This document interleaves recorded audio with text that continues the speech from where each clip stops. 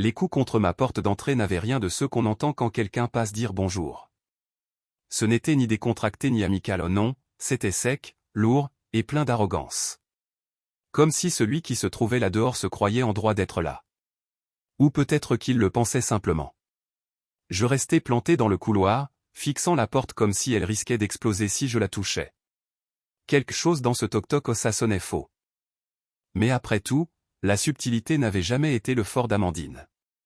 Je pris une profonde inspiration, tirai la porte d'un coup sec, et la voilà Amandine, mon ex-femme.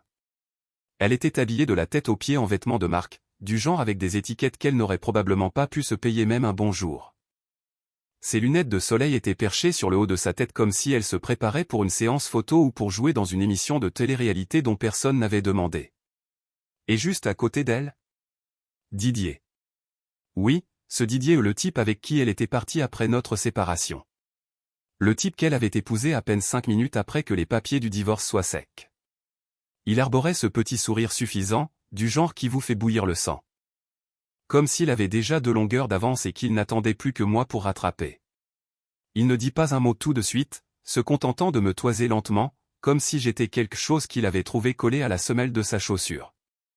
Amandine attaqua la première, sa voix dégoulinante de fausse douceur. « Eh bien, Nicolas, vas-tu nous laisser dehors toute la journée, ou vas-tu nous inviter à entrer ?» Je m'appuyai nonchalamment contre le chambranle, croisant les bras sur ma poitrine comme si j'avais tout le temps du monde. « Ça dépend. Vous avez apporté un cadeau de pendaison de crémaillère ? C'est ce que font les gens convenables quand ils débarquent sans s'annoncer. » Son sourire vacilla une fraction de seconde juste assez pour que je le remarque mais elle se reprit vite, plaquant ce charme exagéré que je connaissais trop bien. « Nous ne sommes pas là pour bavarder, » dit-elle en avançant juste assez pour que son parfum me frappe en pleine figure. « Nous devons parler de quelque chose d'important. » C'est alors que Didier décida d'intervenir, sa voix aussi lisse et visqueuse qu'une nappe de pétrole. « C'est au sujet de l'héritage de ton père, » dit-il, comme s'il me rendait un immense service en étant là. Nous pensons avoir un droit légitime dessus, et nous avons jugé préférable de régler ça de manière mature. Un droit légitime ? Je ris carrément à voix haute. Tu te fiches de moi, Amandine. Tu m'as quitté. Tu as signé en bas de page, tu te souviens ? Et maintenant tu crois avoir une quelconque prétention sur l'héritage de mon père ? Amandine fit un pas de plus, les yeux plissés comme si ça devait m'effrayer. Nicolas, ne sois pas ridicule. Tu sais à quel point j'étais proche de ton père. Il m'adorait. Je laissai échapper un petit rire sec. Oui, il l'était. Jusqu'à ce qu'il comprenne ce que tu cherchais vraiment. N'essaie pas de réécrire l'histoire juste parce que tu es à court d'argent. Le sourire de Didier s'élargit encore, comme s'il pensait avoir l'avantage. Écoute, Nicolas. C'est Nicolas, le coupez-jeu avant qu'il ne puisse ajouter un mot. Seuls mes amis m'appellent Nico. Et toi ? Tu n'es même pas proche. Sa mâchoire se crispa plus fort qu'un boulon rouillé, mais il continua comme s'il ne m'avait pas entendu. Regarde, cette maison seule vaut des millions. Amandine a fait partie de cette famille pendant des années, et en tant que son mari, je pense qu'il est juste que nous discutions de la part de l'héritage qui lui revient. Et par extension, à nous. Je le fixai, presque impressionné par son audace. Presque. Vous n'aurez pas un centime, dis-je, la voix plate et froide. J'allais leur dire où ils pouvaient se fourrer leur prétendu droit légitime quand une autre voix perça derrière moi. Eh bien, voilà une conversation qui s'annonce intéressante, dit une voix calme et assurée. Je reculai, et la voilà Augustine, mon avocate. Elle entra en scène comme si elle était chez elle, tenant sa mallette en cuir d'une main et une tablette élégante de l'autre. Elle affichait ce sourire facile et posé, du genre qui disait qu'elle en avait vu d'autres et savait exactement comment s'y prendre. Comme si elle pouvait les démonter sans même hausser le ton. « Nicolas, ne vas-tu pas me présenter ?» demanda-t-elle, le ton poli mais avec une pointe assez tranchante pour couper du verre. Le visage d'Amandine devint blanc comme un linge, mais Didier ? Il tenta de garder ce sourire suffisant, même s'il commençait à s'effriter. « Et vous êtes ?» demanda-t-il, essayant de paraître décontracté, mais la fêlure dans sa voix le trahit. « Justine Cartier », répondit-elle avec fluidité. « L'avocate de Nicolas. Et vous devez être Didier l'homme qui se croit autorisé à quelque chose qui ne lui appartient pas. Vous êtes encore plus culotté que ce que j'attendais. Avocate? Répéta Amandine, la voix un peu tremblante maintenant. Pourquoi Nicolas aurait-il besoin d'une avocate? Parce que, contrairement à certaines personnes, dis-je en m'écartant pour laisser Justine entrer pleinement, j'aime être préparé. Et j'avais le pressentiment que vous deux pourriez tenter un coup comme celui-ci. Justine ouvrit sa mallette d'un geste sec et en sortit un dossier si épais qu'il aurait pu servir de butoir de porte. Parfait timing, dit-elle avec un sourire, jetant un regard entre Amandine et Didier comme si elle s'ennuyait déjà d'eux. Nicolas et moi venions juste de passer en revue le testament de Monsieur Laurent. Vous savez, celui qui détaille clairement qui a et qui n'a aucun droit légal sur l'héritage. Le visage d'Amandine perdit toute couleur restante, mais Didier n'était pas prêt à abandonner. Il bomba le torse comme un coq qui veut faire le fier. Ce n'est pas fini, lâcha-t-il. Vous pouvez nous balancer tout le jargon juridique que vous voulez, mais nous avons des droits. Nous nous verrons au tribunal s'il le faut. Le sourire de Justine ne bougea pas d'un millimètre. Elle rangea le dossier dans sa mallette comme si elle avait tout le temps du monde. Oh, j'y compte bien. Amandine attrapa le bras de Didier, sa composure tenant à un fil. Viens, Didier, siffla-t-elle entre ses dents. Partons. Tandis qu'il descendait l'allée en trombe, Didier lança un dernier regard noir par-dessus son épaule. Ce n'est pas la fin, Nicolas. Nous reviendrons. J'ai hâte, lançai-je derrière eux, claquant la porte avec un bruit sec satisfaisant. Je me tournai vers Justine, qui feuilletait déjà ses notes comme si elle n'avait pas assisté à la tentative de mon ex-femme et de son mari suffisant de voler l'héritage de ma famille. Eh bien, dit-elle en haussant un sourcil, voilà un petit spectacle amusant. Mais prépare-toi, Nicolas. Ce n'est que le début. Je hochai la tête, sentant le poids de tout cela s'installer. L'héritage de mon père n'était pas juste un tas d'argent, il représentait tout pour moi. Et si Amandine et Didier pensaient pouvoir débarquer et me le voler, ils allaient découvrir à quel point ils se trompaient. Après le départ précipité d'Amandine et Didier, je m'effondrai sur le canapé du salon. Justine était déjà à la table basse, sortant d'autres documents de sa mallette, les yeux vifs et concentrés comme si elle se préparait au combat. Tu avais raison, dit-elle en me glissant un dossier épais. Ton père avait vu ça venir de loin. Il a tout planifié jusqu'au moindre détail. J'ouvris le dossier, et mon estomac se noua. Il y avait des pages de documents légaux, des relevés financiers, et de vieilles lettres que mon père avait discrètement rassemblées au fil des années. C'était comme regarder une carte routière pour une guerre dont j'ignorais l'existence. Mon père avait toujours été un coup d'avance, et même maintenant, après son départ, j'avais l'impression qu'il me guidait encore. Qu'est-ce que c'est tout ça? Demandai-je en feuilletant les papiers. Des preuves, répondit Justine en s'adossant à sa chaise, croisant les jambes comme si elle avait toute la journée. Ton père n'a pas seulement rédigé un testament. Il a érigé un mur autour de son héritage. Chaque clause, chaque faille bouchée, chaque « et si » couvert. Il s'est assuré que des gens comme Amandine et Didier ne mettraient pas la main sur un centime. Le poids de tout cela me frappa durement. Donc tu me dis qu'il savait qu'il tenterait quelque chose? Justine hocha la tête, le visage serein. Dès l'instant où Amandine t'a quitté, il a commencé à tout verrouiller. Il a toujours soupçonné qu'elle n'était avec toi que pour l'argent. Quand vous avez divorcé, ça n'a fait que confirmer ce qu'il pensait déjà. Et quand Didier est entré en scène? Ton père a redoublé d'efforts. Il ne faisait confiance ni à l'un ni à l'autre, pas plus loin qu'il n'aurait pu les lancer. Je m'adossai à la chaise, sentant la lourdeur de la prévoyance de mon père peser sur mes épaules. Il m'avait protégé de tout cela bien avant que je sache que j'en avais besoin. Alors qu'est-ce qu'on fait maintenant? Demandai-je. Justine tapa son stylo contre son carnet. D'abord, on s'assure que le testament tienne exactement comme ton père le voulait. Ensuite, on met en lumière Amandine et Didier pour les fraudeurs qu'ils sont. Et enfin, on veille à ce que tout ce pourquoi ton père a travaillé reste là où il doit être avec toi. Sa confiance était réconfortante, mais ça ne me rendait pas moins furieux. Amandine et Didier n'étaient pas juste cupides, ils étaient des prédateurs. Mon père n'était même pas parti depuis assez longtemps pour que la pierre tombale se tasse, et les voilà déjà, tournant comme des vautours. Quel genre de saleté on a sur eux? Demandai-je. Il fallait que je sache à quel point notre terrain était solide. Justine me lança un sourire lent et assuré. Plus qu'assez. Ton père était minutieux. Après le divorce, il a engagé des détectives privés pour les surveiller. Ce qu'ils ont trouvé?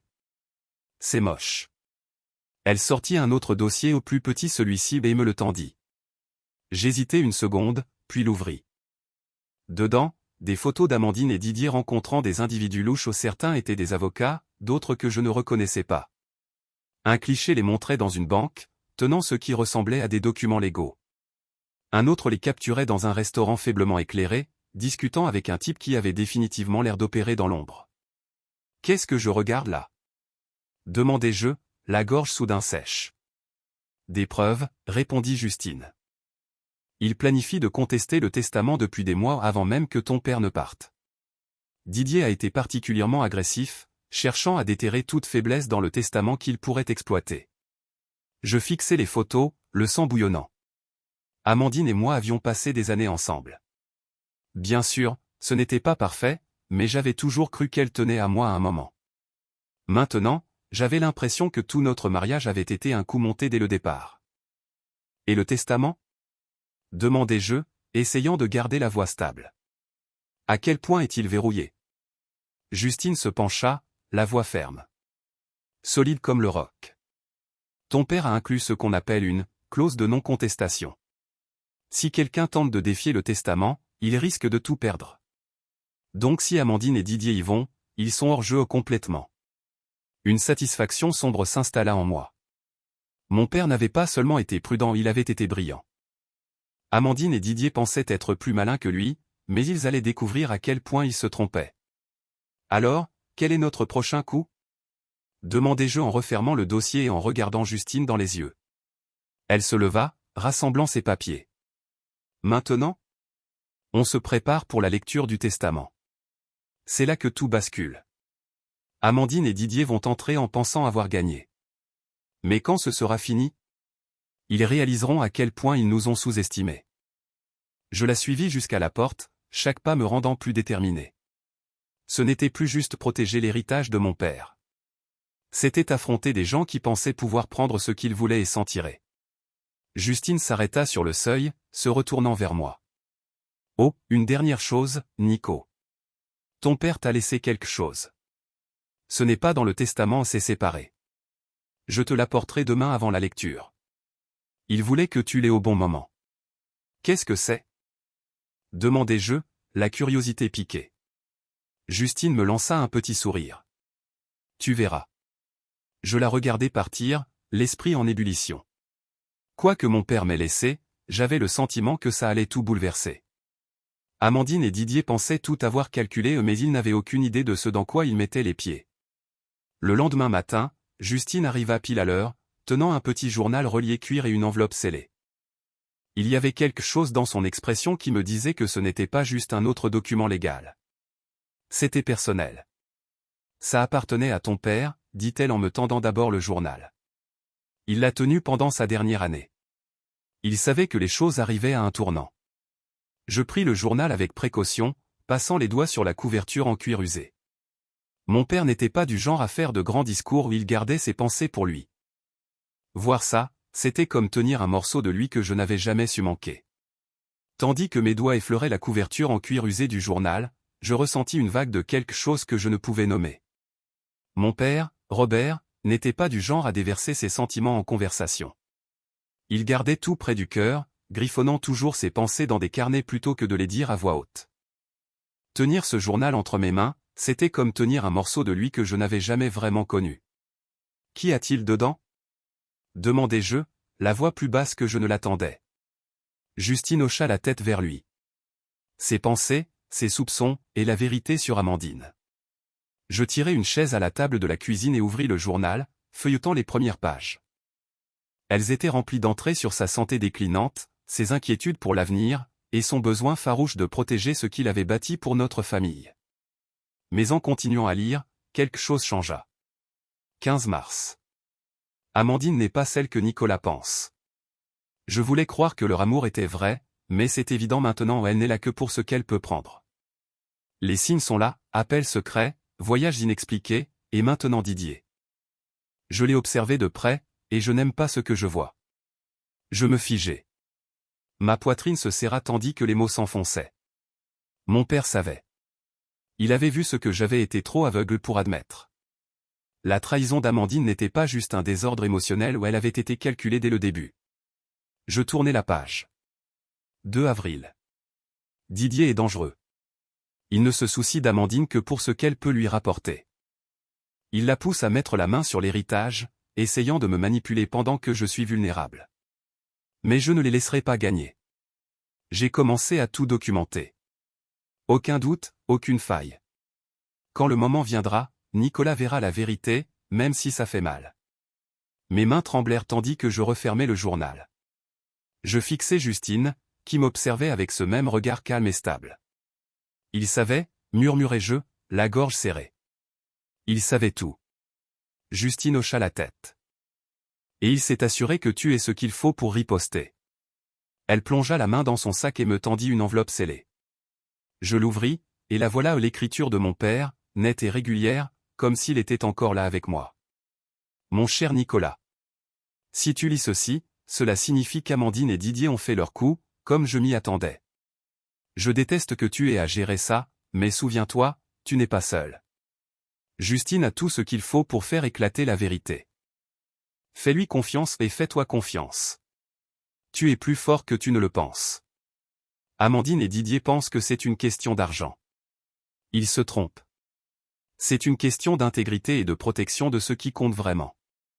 Dans le journal, tu trouveras la preuve de leurs mensonges, mais ce n'est que le début. Le testament n'est qu'une partie du plan. Regarde bien, les pièces sont déjà en mouvement. Avec amour et fierté en toi. Papa. Je reposais la lettre, la poitrine serrée par un mélange de colère et de gratitude. Même d'outre-tombe, mon père se tenait à mes côtés, me guidant dans ce chaos. Il y a plus, dit Justine, me ramenant de mes pensées. Elle plongea dans sa mallette et en sortit une clé USB. Ton père a engagé un détective privé. Ça contient tout ce qu'ils ont trouvé aux photos, enregistrements, tout. Je fixai la clé dans sa main, la colère bouillonnant juste sous la surface. Qu'ont-ils découvert? Justine soupira. Amandine détournait de l'argent de tes comptes pendant le mariage. Didier a soudoyé des gens, essayant de déterrer des saletés sur toi et ton père. Il ne voulait pas juste voler l'héritage, il voulait tout détruire. Je serrai les poings, le poids de leur trahison s'abattant sur moi. Ils ne m'avaient pas juste blessé, ils avaient essayé de raser tout ce que mon père avait construit. Justine posa une main ferme sur mon épaule. Ce n'est plus juste protéger l'héritage. C'est s'assurer qu'ils ne s'en tirent pas. Je hochai la tête, sentant quelque chose s'installer en moi, une résolution que je n'avais pas ressentie avant. Alors assurons-nous qu'ils ne s'en tirent pas. Tandis que Justine rangeait ses affaires, je repris le journal de mon père, tournant une page que je n'avais pas remarquée avant. En caractères gras et clairs, il avait écrit. La vérité finit toujours par éclater. Je refermai le journal, ces mots résonnant dans ma tête. Amandine et Didier pensaient pouvoir me manipuler, me tromper, et prendre ce qui ne leur appartenait pas. Mais ils n'avaient pas réalisé que mon père m'avait laissé plus qu'un héritage, il m'avait laissé la force de riposter. La lecture du testament était pour demain. Et j'étais prêt. Le jour de la lecture du testament arriva enfin, et on sentait la tension dans la pièce dès qu'on y mettait les pieds. Amandine et Didier étaient assis en face de moi à la longue table de conférence en chêne, paraissant bien trop confiants à mon goût. Amandine était tirée à 4 épingles, son sourire acéré suintant pratiquement la suffisance. Didier se prélassait à côté d'elle comme s'il était chez lui, toute son attitude criant l'arrogance. Justine était à ma gauche, calme comme toujours, sa mallette posée à côté d'elle comme un avertissement discret. De l'autre côté de la pièce, M. Dupont, l'exécuteur testamentaire de mon père, ajusta ses lunettes et remua les papiers officiels devant lui. Tandis qu'il commençait à ouvrir les documents, Amandine se pencha en avant, les yeux brillants de faux charme. « Eh bien, dit-elle, la voix dégoulinante de sucre, finissons en. Nous sommes tous là pour la même raison. » Je ne daignai pas lui répondre. Au lieu de cela, je jetai un œil à Justine, qui me fit le plus petit des hochements de tête. Nous étions prêts. La tension dans la pièce était si épaisse qu'on la sentait presque peser sur la poitrine.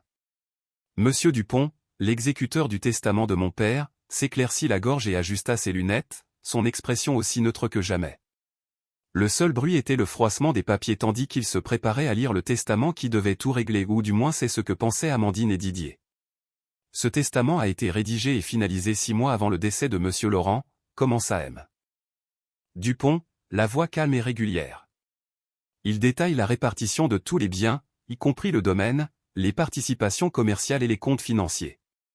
En face de moi, Amandine s'adossa à sa chaise, un sourire suffisant s'étalant sur son visage comme si elle avait déjà l'argent en poche.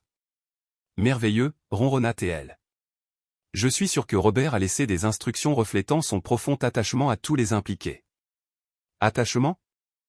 Je faillis ricaner mais me contenter d'un grognement bas. À côté de moi, Justine me lança un regard rapide et entendu, le coin de sa bouche frémissant comme si elle retenait un rire. Monsieur Dupont continua, imperturbable. La répartition est la suivante, 60% du domaine Laurent, y compris cette propriété, reviennent à Nicolas Laurent. Les 40% restants. Amandine ne le laissa même pas finir. Elle se pencha en avant, rayonnante de triomphe. Exactement comme je m'y attendais. Mais monsieur Dupont leva la main, l'arrêtant en plein élan. L'allocation des 40% est conditionnelle, basée sur des exigences spécifiques détaillées dans un addendum ajouté 3 jours avant le décès de monsieur Laurent. Le sourire d'Amandine se figea sur son visage. Quel genre de conditions ?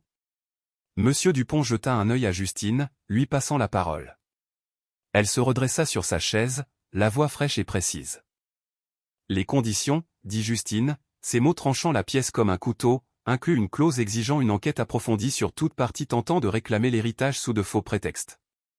Didier, qui se prélassait comme s'il était chez lui, se redressa soudain droit. Le sourire suffisant qu'il arborait toute la matinée glissa de son visage. Qu'est-ce que ça veut dire, bordel ? Justine ne se démonta pas, cela signifie, dit-elle lentement, que toute tentative de manipuler M. Laurent ou son domaine déclenche une clause de non-contestation. Si vous êtes pris à tricher pour obtenir un héritage, vous perdez tout. La confiance d'Amandine craqua un peu. Elle bougea sur son siège, ses yeux passant de moi à Justine. C'est absurde, lâcha-t-elle. Nous n'avons rien fait de mal. Justine haussa un sourcil, l'air presque amusé. Ah bon ? Elle plongea dans sa mallette et en sortit une pile épaisse de papiers et de photos, les glissant sur la table avec un calme délibéré. Alors peut-être pouvez-vous expliquer ça ? Amandine hésita, mais Didier attrapa la pile, la feuilletant avec une panique croissante. À chaque page, son visage pâlissait, ses mains commençant à trembler. Qu'est-ce que c'est ? Aboya-t-il, la voix perdant son tranchant. Justine se pencha en avant, le ton glacial et maîtrisé. Des preuves. Photo de vous deux rencontrant des avocats pour discuter de la contestation du testament avant même le décès de monsieur Laurent. Relevé bancaire montrant l'activité suspecte des comptes d'Amandine pendant son mariage avec Nicolas. Et des emails au beaucoup où vous, Didier, harceliez le personnel de monsieur Laurent pour des détails sur le domaine. Le visage d'Amandine devint blanc comme un fantôme, mais elle n'était pas prête à capituler. Ce sont des faux, siffla-t-elle, la voix tremblante. Vous avez truqué ça pour nous faire passer pour des méchants. Le sourire de Justine ne vacilla pas. Au contraire, il s'aiguisa. Elle sortit un autre document et le glissa sur la table. Ceci est une déclaration signée d'une des infirmières de monsieur Laurent. Elle détaille comment vous, Amandine, avez tenté de la soudoyer pour des informations sur sa santé et son testament. Vous pensez toujours que c'est inventé ? La composure de Didier s'effondra. Il claqua les papiers sur la table, le visage tordu de rage. C'est un coup monté. Vous essayez de nous piéger. La voix de Justine baissa, plus froide que la glace. Non, Didier. Vous l'avez fait tout seul. Robert Laurent était l'un des hommes les plus affûtés que j'ai connus. Il n'allait pas laisser des gens comme vous profiter de lui ou de sa famille. La voix d'Amandine monta, désespérée maintenant. Ça ne prouve rien. Robert était vieux et malade. Il ne savait probablement même pas ce qu'il signait.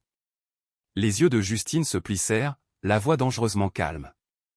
Vous devriez faire attention à cet argument, Amandine. Prétendre que Robert n'était pas sain d'esprit est risqué quand nous avons la preuve de vos efforts pour le manipuler. Vous ne faites que creuser plus profond. Didier bondit de sa chaise, les pieds raclant bruyamment le sol. On en a fini ici. C'est une perte de temps. Mais avant qu'il ne puisse sortir en trombe, Justine lâcha la bombe finale. Partir ne changera rien, dit-elle, la voix tranchant la tension comme une lame. Toutes ces preuves ont déjà été soumises aux autorités. Si vous contestez le testament maintenant, vous ferez face à des charges criminelles. La pièce devint morte silencieuse. Les mains d'Amandine tremblaient sur ses genoux, le masque de confiance qu'elle portait toute la matinée s'effritant. Didier avait l'air de vouloir disparaître, son arrogance précédente introuvable. Je m'adossai à ma chaise, laissant un sourire lent s'étirer sur mon visage. Je vous avais prévenu de ne pas venir ici. Amandine me lança un regard venimeux. Tu penses avoir gagné, hein? Ce n'est pas fini. Justine se leva, rassemblant ses papiers avec la même efficacité calme et méthodique qu'elle avait toujours. Oh, si, c'est fini, dit-elle froidement. Vous ne l'avez simplement pas encore compris. Tandis qu'Amandine et Didier sortaient de la pièce en traînant les pieds, la tête basse et l'ego écrasé, je sentis un poids s'enlever de mes épaules. Le plan de mon père avait fonctionné à la perfection. La vérité était sortie, et leur cupidité les avait menés droit dans le piège qu'ils méritaient. Je me tournai vers Justine. Alors, quoi ensuite? Elle sourit, cette lueur confiante encore dans les yeux. Maintenant? On les laisse creuser. Le tribunal, c'est là que ça devient vraiment amusant.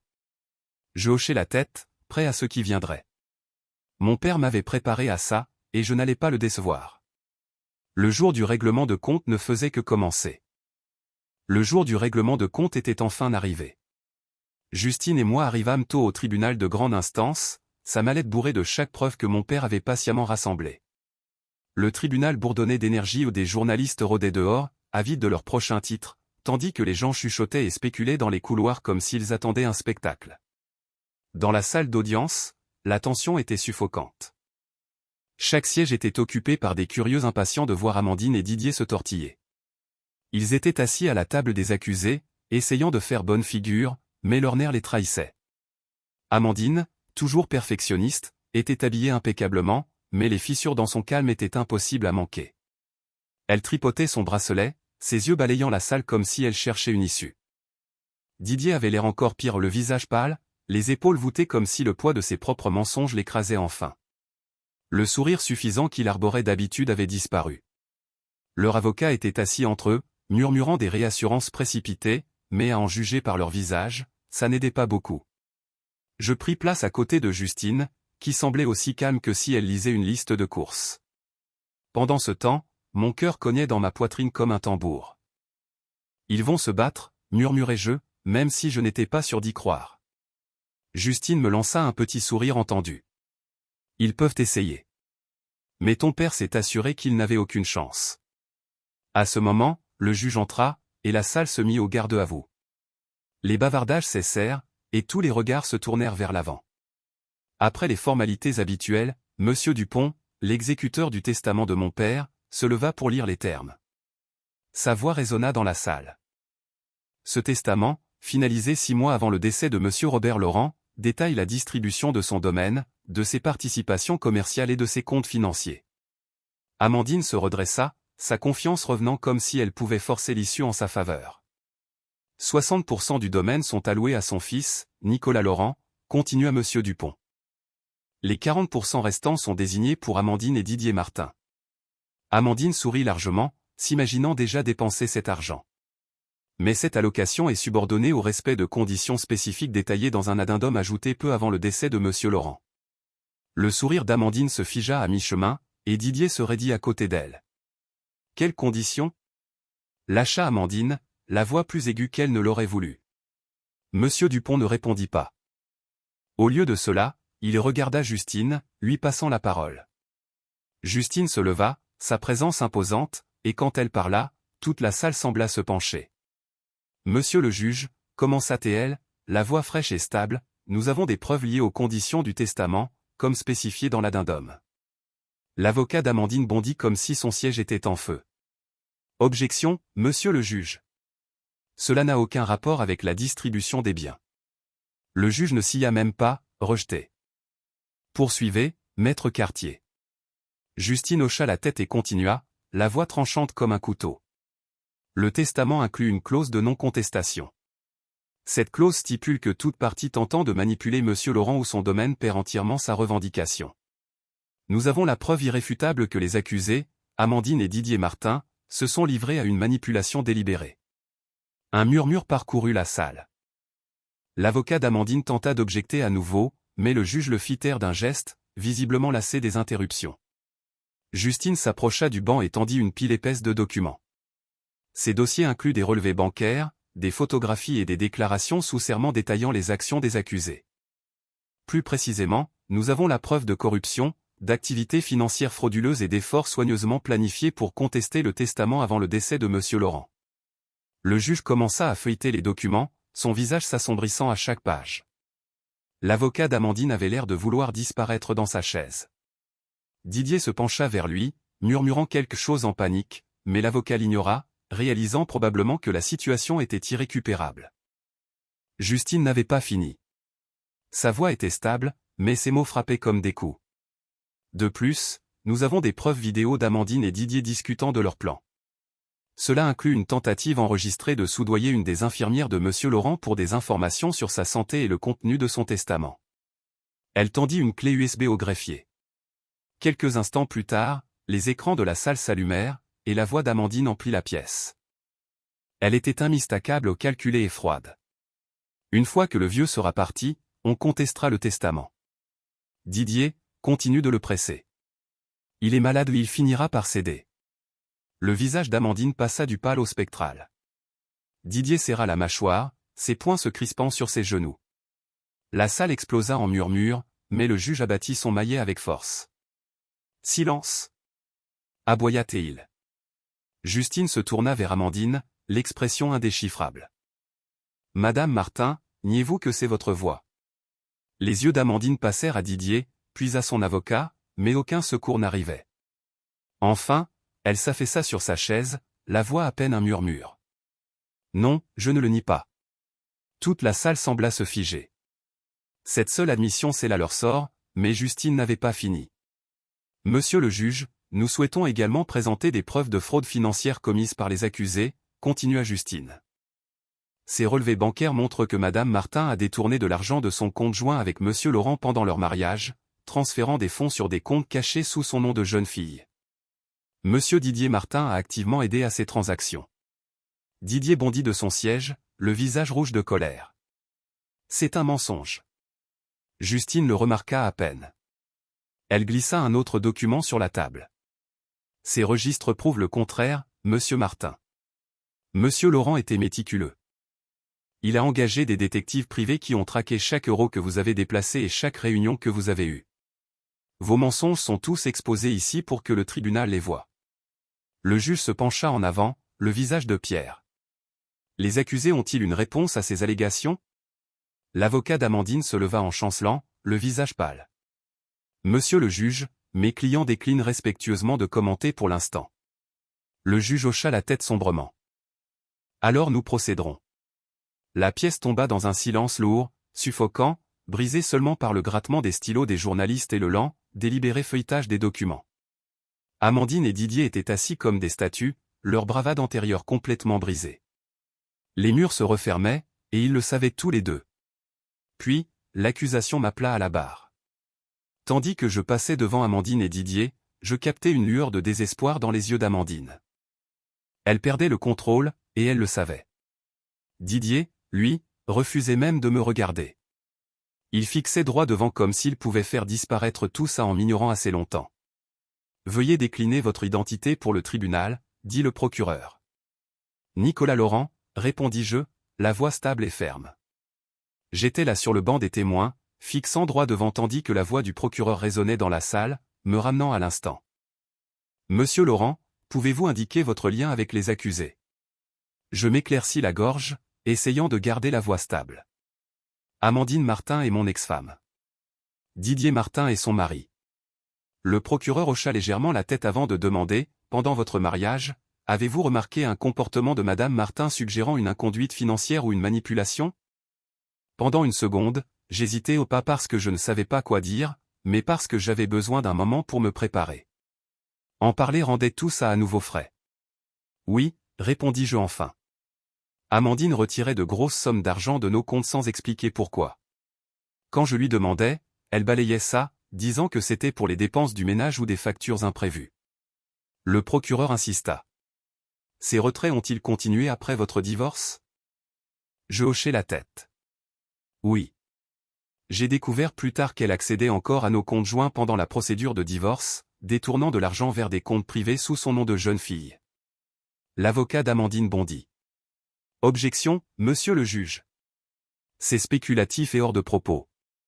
Le juge leva à peine les yeux. Rejeté. Le témoin peut continuer. Le procureur se tourna vers moi, le ton égal mais ferme. Monsieur Laurent, êtes-vous au courant d'actions prises par les accusés concernant votre défunt père, monsieur Robert Laurent? J'avalai difficilement mais hochai la tête. Oui. Amandine et Didier ont tous deux essayé de manipuler mon père dans ces derniers mois. Ils lui rendaient souvent visite, prétendant se soucier de sa santé. Mais en réalité, ils le pressaient pour des détails sur son testament et le domaine. Un murmure de stupeur parcourut la salle. Je sentais le regard d'Amandine me brûler depuis l'autre côté, mais je ne la regardais pas. Didier bougea inconfortablement sur son siège, le visage perdant ce qui lui restait de couleur. Le procureur se pencha légèrement. « Votre père vous a-t-il partagé ses soupçons ?» Je hochai encore la tête. Oui. Mon père était toujours un homme affûté où il a vu clair dans leur jeu tout de suite. Il a même commencé à documenter leurs tentatives de manipulation. Le procureur se tourna vers le juge. « Monsieur le juge, nous souhaitons soumettre comme preuve les enregistrements de surveillance réalisés par monsieur Robert Laurent. » Le greffier mit en place les vidéos, et quelques instants plus tard, la première apparut sur les écrans. La salle devint silencieuse tandis qu'Amandine et Didier apparaissaient, dans un couloir d'hôpital, parlant à voix basse et conspiratrice. La voix d'Amandine résonna, froide et calculée. Une fois le testament lu, on le contestera. Didier, continue de le presser. Il est malade et il finira par plier. J'entendais les murmures choqués de la salle, mais je ne pouvais me concentrer que sur le visage d'Amandine pendant que la vidéo passait. Elle était figée, la peau pâle, son masque de confiance se fissurant. Didier serrait les poings, la mâchoire si crispée qu'elle semblait prête à craquer. Le second clip montrait Didier dans un parking faiblement éclairé, remettant une épaisse enveloppe à un homme dont le visage était partiellement caché. La voix du procureur trancha le silence. Cette vidéo montre Didier Martin soudoyant une infirmière pour des informations confidentielles sur la santé de monsieur Laurent. Amandine se cacha le visage dans les mains tandis que Didier restait comme une statue, refusant de bouger. La tension dans la salle était suffocante. On aurait entendu une épingle tomber. Le procureur se tourna vers moi. « Monsieur Laurent, comment cette situation vous a-t-elle personnellement affecté ?» Je pris une profonde inspiration. Perdre mon père était déjà assez dur. Mais voir Amandine et Didier essayer d'exploiter sa mort pour leur propre gain? Ça a été rageant et déchirant. Mon père a bâti son legs par le travail acharné et l'intégrité. Je ne les laisserai pas détruire ça. Le procureur hocha la tête, satisfait. Merci, monsieur Laurent. Plus de questions. Tandis que je descendais du banc des témoins, l'avocat d'Amandine se leva pour le contre-interrogatoire. Mais avant qu'il ne puisse dire un mot, Amandine bondit de sa chaise, les pieds raclant le sol tandis qu'elle se levait d'un coup. « C'est une blague !» hurla-t-elle, la voix tremblante de fureur. Robert était un vieil entêté qui ne savait plus ce qu'il faisait à la fin. Ces prétendues preuves ne prouvent rien. Le juge abattit son maillet. « Madame Martin, asseyez-vous ou je vous déclare en outrage au tribunal. » Mais Amandine était trop loin pour s'arrêter. Elle pointa un doigt tremblant vers moi, le visage tordu de rage. « Tu penses avoir gagné, hein, Nico? Assis là avec ce regard suffisant comme si tu valais mieux que moi. Mais tu n'es rien sans l'argent de ton papa. Tu ne serais rien. » La salle explosa en chaos. Les journalistes griffonnaient furieusement, les appareils photo flashaient, et le maillet du juge tonnait tandis qu'il essayait de rétablir l'ordre. « Madame Martin, ça suffit. » tonna le juge. Didier s'affala sur sa chaise, la tête dans les mains, souhaitant clairement pouvoir disparaître. L'avocat d'Amandine essaya de la calmer, mais elle le repoussa, continuant à déblatérer. « Tu le regretteras, Nico. Tu le regretteras. » Deux huissiers avancèrent, la saisissant par les bras et l'escortant hors de la salle. Elle rua et hurla tout du long, criant par-dessus son épaule. « Ce n'est pas fini. » Une fois les portes claquant derrière elle, le juge soupira lourdement et ordonna une pause. Je retournai à ma place, essayant encore de digérer ce qui venait de se passer. Justine se pencha, l'expression calme et satisfaite. Eh bien, murmura-t-elle, c'était mieux que ce que j'espérais. Son petit éclat a scellé leur sort. Je laissai échapper un souffle que je n'avais pas réalisé retenir. Elle a complètement perdu les pédales. Justine hocha la tête. Le jury a vu tout ce qu'il fallait. Les plans d'Amandine et Didier, leurs prétentions, et maintenant leur vraie couleur. Tandis que nous quittions la salle pour une courte pause, je sentis un poids s'enlever de mes épaules. L'épreuve était étanche, et l'explosion d'Amandine n'avait fait que planter le clou final. La planification minutieuse de mon père portait ses fruits, et la justice était à portée de main. Après la pause, je retournai à ma place, l'esprit encore tournant de tout ce qui s'était déroulé.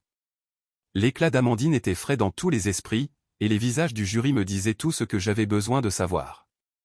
Le silence de Didier ou son refus total de la défendre ou de se défendre ne faisait qu'empirer les choses pour eux.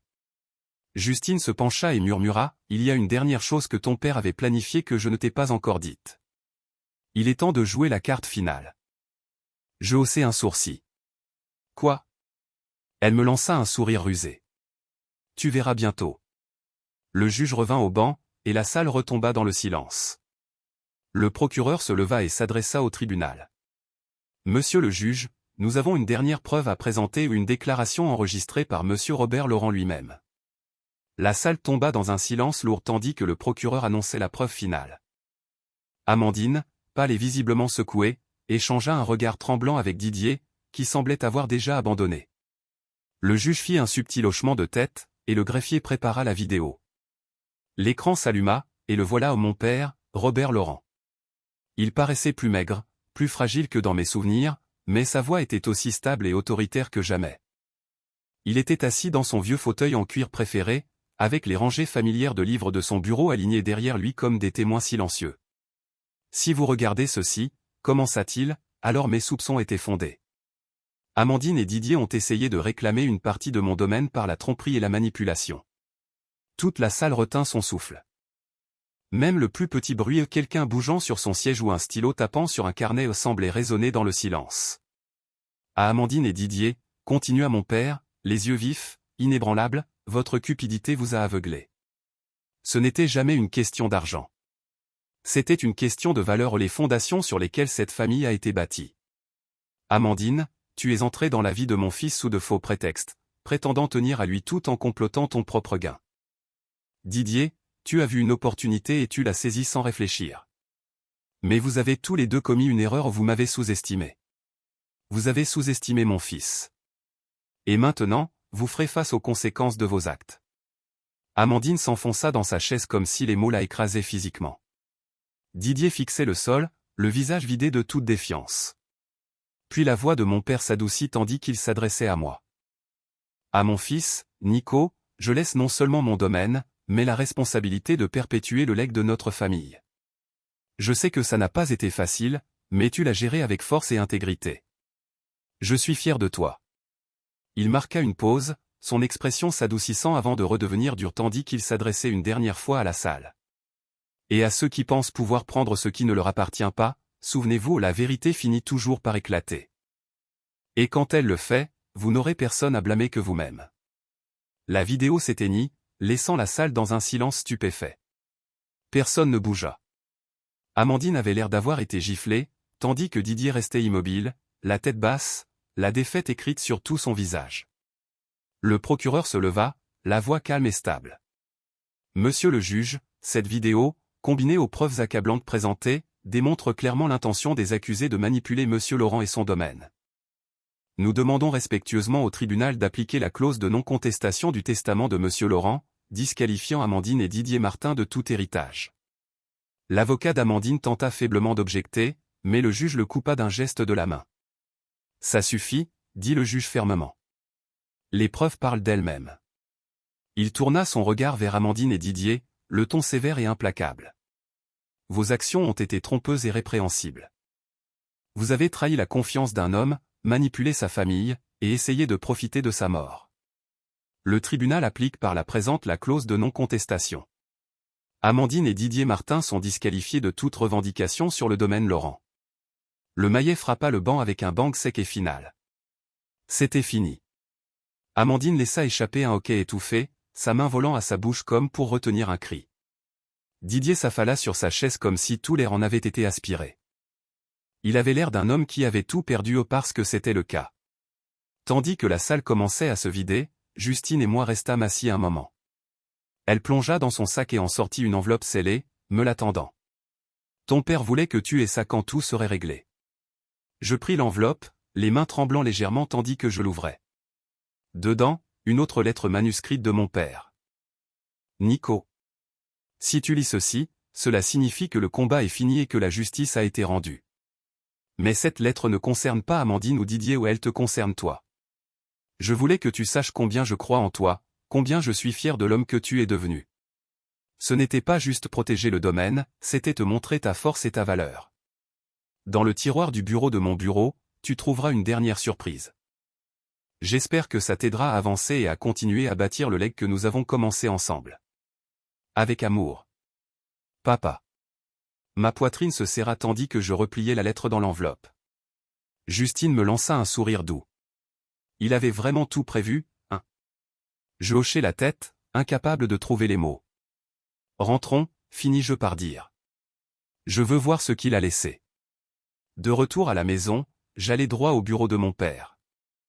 J'ouvris le tiroir du bureau qu'il avait mentionné, trouvant une autre enveloppe soigneusement rangée dedans.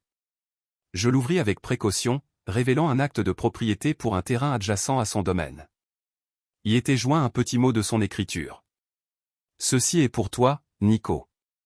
Je l'ai acheté parce que je savais que tu en ferais quelque chose de significatif. Quoi que tu décides, sache que je serai toujours avec toi. » Je m'adossai à la chaise, submergé par la profondeur de l'amour et de la prévoyance de mon père. Il ne m'avait pas juste laissé un domaine où il m'avait donné un avenir, rempli de possibilités et de la force d'avancer. Ce soir-là, je me tins dans le jardin de mon père, regardant les rosiers qu'il avait plantés se balancer doucement dans la brise. Le poids des dernières semaines commença enfin à s'alléger. Je pouvais presque entendre sa voix dans ma tête. La vérité finit toujours par éclater. Elle l'avait fait. Et maintenant, il était temps de reconstruire pas juste pour moi, mais pour le legs que mon père m'avait confié. Mais les retombées des actions d'Amandine et Didier n'étaient pas finies. Les médias s'accrochèrent à l'histoire comme des vautours, étalant leur chute sur tous les médias. Les journalistes campaient devant le domaine de mon père, désespérés d'obtenir des citations ou des interviews. Justine veilla à ce qu'il n'en ait aucune. « Garde la tête basse », conseilla-t-elle. « Laisse le cirque médiatique s'éteindre. Tu ne dois rien à personne. » Elle avait raison. Je n'avais rien à prouver à quiconque. Mais regarder l'humiliation publique d'Amandine et Didier se dérouler m'apporta un sentiment de clôture que je n'attendais pas. Quelques jours après le procès, Justine m'appela avec une mise à jour. « Le parquet a finalisé les charges, » dit-elle. Amandine et Didier font face à plusieurs chefs d'accusation de fraude, complot et tentative de corruption. Je pris une lente inspiration, laissant la réalité s'installer. Didier coopère avec l'enquête, ajouta-t-elle. Ça pourrait lui valoir une peine réduite. Mais Amandine, elle risque 10 à 15 ans. Je m'adossai à ma chaise, pensant à jusqu'où Amandine était tombée. Elle avait toujours été manipulatrice, mais je n'imaginais pas qu'elle finirait là. Son désespoir l'avait aveuglée aux conséquences, et maintenant elle en payait le prix. « Et Didier ?» demandai-je. « Il a accepté de témoigner contre elle, » répondit Justine. « C'est sa meilleure chance d'obtenir une peine réduite. » Je laissai échapper un rire amer. Didier, qui avait comploté aux côtés d'Amandine, la balançait maintenant sous le bus pour sauver sa peau. Il y avait quelque chose de poétique là-dedans à les voir se déchirer après tout ce qu'ils avaient fait. Amandine avait une longue histoire d'escroquerie de gens riches, mais cette fois, elle avait sous-estimé mon père. Sa planification minutieuse l'avait piégée dans une toile de sa propre fabrication. Les enquêteurs, les enregistrements où ils savaient exactement comment ça se déroulerait, et ils s'étaient assurés qu'elle ne puisse pas s'échapper. Une semaine après le procès, Justine suggéra de tenir une conférence de presse. « Prends le contrôle de l'histoire, » dit-elle. Debout devant les journalistes, je parlais. Mon père était un homme d'intégrité. Son legs n'était pas une question de richesse mais des valeurs qu'il a transmises, famille, honnêteté et résilience. Je remercie le tribunal d'avoir honoré ses souhaits. Maintenant, je continuerai son œuvre et défendrai son legs. Je partis sans prendre de questions. Il n'y avait rien de plus à dire. Les batailles judiciaires terminées, je me concentrais sur le domaine. Mais le préserver ne suffisait pas. Je voulais bâtir quelque chose de nouveau, quelque chose qui honorerait le legs de mon père. Justine et moi nous assîmes pour discuter du terrain que mon père avait acheté à côté du domaine. Je veux créer un jardin public, dis-je. Quelque chose de beau, ouvert à tous. Mon père croyait au partage de ce qu'il avait. Justine sourit. Les jardins Laurent. Ça sonne bien. Des mois passèrent, et les jardins Laurent devinrent réalité. Les fleurs que mon père aimait fleurir, et des gens de tous horizons vinrent profiter de l'espace. À l'inauguration officielle, Justine et mon cousin Étienne se tenaient à mes côtés. Ils seraient fiers, murmura Justine. Je l'espère, répondis-je. C'est ce qu'ils voulaient. Pas juste la justice, mais la croissance. Amandine et Didier avaient essayé de tout me prendre, mais ils avaient échoué. Le legs de mon père restait solide. Et tandis que le jardin fleurissait autour de moi, je réalisais que j'avais trouvé quelque chose de plus précieux que la justice, j'avais trouvé la paix. Les jardins Laurent prospérèrent. Les fleurs vibrantes se balançaient dans la brise, un rappel vivant du legs de mon père. Mais ça devint plus qu'un jardin. Ça devint un symbole de résilience et de nouveau départ. La vie commença enfin à se poser, et le chaos d'Amandine et Didier devint un souvenir lointain. Un matin, Étienne visita le jardin. Cet endroit est incroyable, dit-il. Ton père l'aurait adoré. Je souris. Il disait toujours que la beauté pousse dans la terre la plus dure. Je pense que ça le prouve. Étienne hocha la tête pensivement. Peut-être qu'on devrait agrandir, ajouter un centre communautaire. Un endroit pour que les gens se connectent et apprennent. Je marquai une pause, puis hochai la tête. Faisons-le. Faisons en plus qu'un jardin. À l'ouverture officielle, le soleil brillait fort. Famille et gens de partout vinrent voir ce que nous avions bâti. Justine se tenait à mes côtés, tenant une tasse de café. Tu l'as fait, dit-elle doucement. Nous l'avons fait, corrigeai-je. Je n'aurais pas pu sans toi. Elle sourit et leva sa tasse en toast. À Robert Laurent, un homme qui savait tout planifier. À papa, dis-je en levant mon verre invisible. Et aux secondes chances. Tandis que le soleil se couchait sur les jardins Laurent, je m'arrêtai devant une petite plaque près de l'entrée. Elle disait. À la mémoire aimante de Robert Laurent. Un homme qui nous a appris que même dans la terre la plus dure, quelque chose de beau peut pousser. Je passai les doigts sur la gravure. Mon père n'avait pas juste protégé son legs, il m'avait donné les outils pour bâtir le mien. Amandine et Didier appartenaient au passé. Ce qui comptait maintenant, c'était la vie que je construisais, une fleur à la fois. La vérité avait éclaté, la justice avait été rendue, et il était temps d'avancer. Partagez votre opinion dans les commentaires, pensez-vous que ces personnes méritent une seconde chance après leur trahison, ou vaut-il mieux faire valoir la justice devant les tribunaux? Si vous avez aimé cette histoire, abonnez-vous à la chaîne et likez-la.